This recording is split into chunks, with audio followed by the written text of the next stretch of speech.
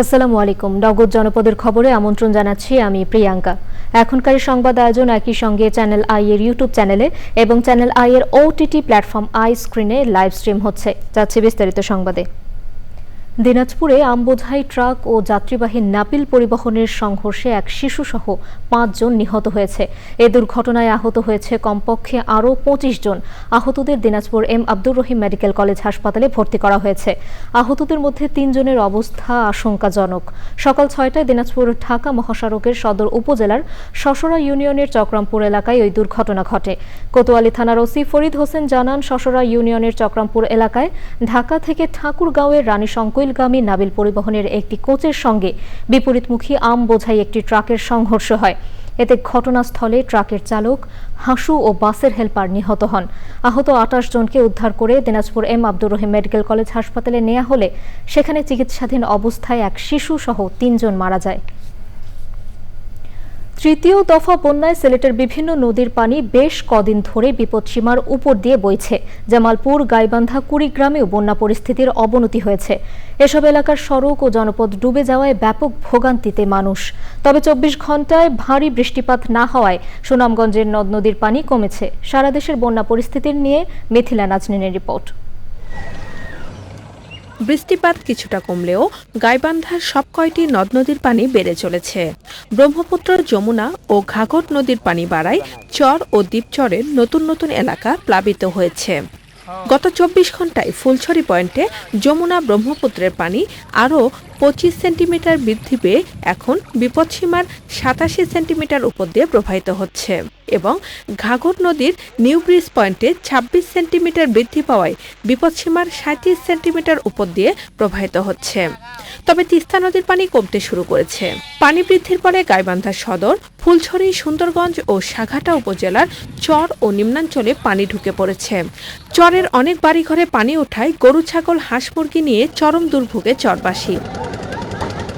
জামালপুরে বন্যা পরিস্থিতির আরও অবনতি হয়ে ১৮টি ইউনিয়নের ৫০,০০০ মানুষ পানিবন্দী হয়ে পড়েছে। তলিয়ে গেছে কয়েক হাজার হেক্টর ফসলি জমি ও রাস্তাঘাট। বিভিন্ন এলাকায় সংযোগ সেতু ভেঙে যাওয়ায় সড়ক যোগাযোগ বন্ধ রয়েছে। বন্যার পানি ঢুকেছে জেলার অর্ধশতাধিক শিক্ষা প্রতিষ্ঠানে। বাড়িঘরে পানি ওঠায় কয়েকশো পরিবার গবাদি পশু নিয়ে আশ্রয় কেন্দ্রে আশ্রয় নিয়েছে। বাড়ি ঘরে থাকতে পারছি না, আন্দাবার পাচ্ছি না, আমরা গরু বৌরি কিচ্ছু আমরা রাখতে পারতেছি না। কোনো যাই আঙ্গের কুল কিনার নাই। জায়গা জমি এলাকা ভাঙ্গা শেষ হয়ে যাইতেছে। নদী ভাঙতে আমার জায়গা জমি যা আছে সব কিছু নদীর ভিতরে চলে গেছে। আর এখন বন্যা শুরু হয়ে গেছে। ৪-৫ ঘন্টার মধ্যেই ঘরে পানি উঠে গেছে, গরু বাছানো খুব কষ্ট। আগুন দিয়ে রইতেছি না, ভাত পাক করে খাওয়ার হইতেছি না। আমার ঠাই নাই, আর মনে জমা ছিল ইয়ার ভাঙেছিল নিজে অনেক জায়গা। কুড়িগ্রামে ব্রহ্মপুত্রের পানি বৃদ্ধি অব্যাহত থাকায় জেলার বন্যা পরিস্থিতির আরও অবনতি হয়েছে। ভেঙে পড়েছে যোগাযোগ ব্যবস্থা। এসব এলাকায় যোগাযোগের একমাত্র মাধ্যম নৌকা ও কলাগাছের ভেলা। আমদি বাড়ি খোয়ার কষ্ট, গরু বাছু ছোয়ার কষ্ট, চড়াই চুলকুন ছোয়ার কষ্ট, আর কি কম যে যাবো এক জায়গায় কোনো শুকনো পট্টত কোনো কিছু নাই। এখন লোকের মধ্যেই মনে করেন যে এইভাবে যে পানির মধ্যে অবস্থান করতেছে। সিলেটে সুরমা ও কুশিয়ারা নদীর পানি এখনো ৬টি পয়েন্টে বিপদসীমার উপর দিয়ে প্রবাহিত হচ্ছে। তবে কুশিয়ারা নদীর ফেঞ্চুগঞ্জ পয়েন্ট ছাড়া বাকি সবকটি পয়েন্টে পানি কমেছে। জেলায় গত ২৪ ঘন্টায় মাত্র ২৫.৬ মিলিমিটার বৃষ্টিপাত রেকর্ড করা হয়েছে। আবারও ভারী বৃষ্টি হলে মানুষের দুর্ভোগ বাড়বে এবং বন্যার অবনতি হওয়ার আশঙ্কা রয়েছে। Mithila Naznin, channel I. Saudi আরবের রিয়াদের মুসা সাইনা এলাকায় একটি সোফা তৈরির কারখানায় আগুনে পুড়ে নিহত ৪ বাংলাদেশির মধ্যে ৩ জনের বাড়ি নওগাঁর আত্রাই উপজেলায়। তারা হলেন উপজেলার তেজনন্দী গ্রামের ফারুক হোসেন, শিকারপুর গ্রামের এনামুল হোসেন ও দীঘা স্কুলপাড়া গ্রামের সুকবর রহমান। তাদের মৃত্যুর খবরে শোকে স্তব্ধ পরিবারগুলো। শোক ছড়িয়ে পড়েছে পুরো আত্রাই জুড়ে। স্বজনরা জানান, ধার দেনা করে পরিবারের সচ্ছলতা ফেরাতে কয়েক বছর আগে তারা পাড়ি জমান সৌদি আরবে। পরিবারের একমাত্র উপার্জনক্ষম ব্যক্তিকে হারিয়ে দিশেহারা পরিবারগুলো। তাদের মরদেহ দ্রুত দেশে ফিরিয়ে আনার পাশাপাশি অসহায় পরিবারগুলোতে সরকারি সহযোগিতার দাবি জানিয়েছেন স্বজন ও এলাকাবাসী। এবারে প্রতিনিধিদের পাঠানো তথ্য ও ভিডিও চিত্রে সাদিয়া ওমরের রিপোর্ট।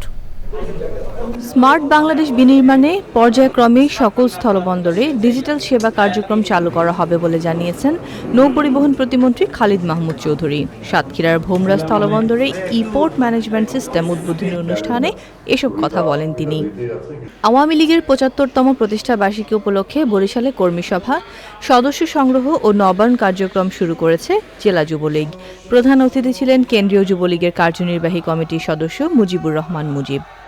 গুজব রোধে সাইবার আইন কাজে লাগাতে বাংলাদেশ সরকারের সঙ্গে আলোচনা হচ্ছে বলে জানিয়েছেন নেদারল্যান্ডসের উপরাষ্ট্রদূত।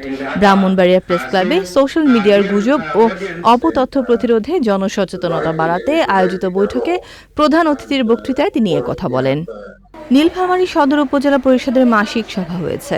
উপজেলা চেয়ারম্যান শাহিদ মাহমুদের সভাপতিত্বে প্রধান অতিথি ছিলেন সংসদ সদস্য আসাদুজ্জামান নূর। ব্রাহ্মণবাড়িয়ায় নারী উদ্যোক্তাদের ল্যাপটপ বিতরণ করা হয়েছে। তথ্য প্রযুক্তির নিরাপদ ব্যবহার ও দক্ষতা বাড়িয়ে আত্মকর্মসংস্থান তৈরি করতে ল্যাপটপ বিতরণ করা হয়। প্রধান অতিথি ছিলেন জেলা প্রশাসক মোহাম্মদ হাবিবুর রহমান। বিএনপি চেয়ারপারসন খালেদা জিয়ার নিঃশর্ত মুক্তির দাবিতে নরসিংদীতে সমাবেশ করেছে জেলা বিএনপি। জেলা বিএনপির আহ্বায়ক খায়রুল কবির খোকনের সভাপতিত্বে প্রধান অতিথি ছিলেন বিএনপি চেয়ারপারসন খালেদা জিয়ার উপদেষ্টা অ্যাডভোকেট ফজলুর রহমান।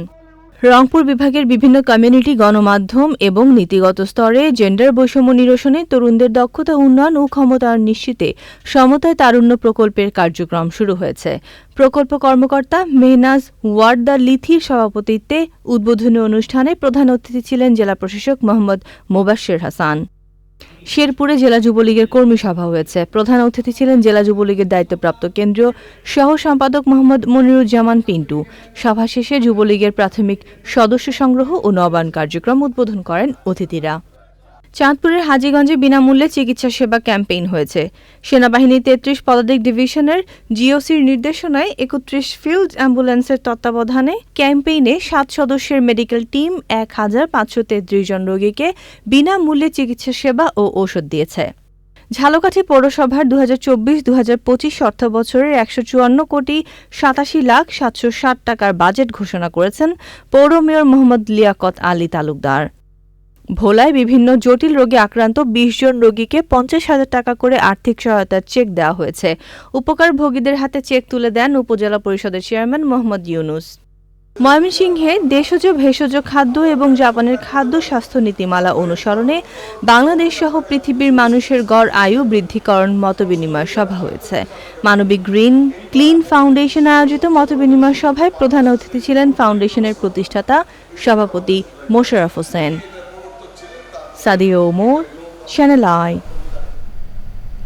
নগর জনপদের খবর আজকের মতো এ পর্যন্তই। পরবর্তী কৃষি সংবাদ দেখার আমন্ত্রণ জানিয়ে শেষ করছি। ধন্যবাদ সবাইকে।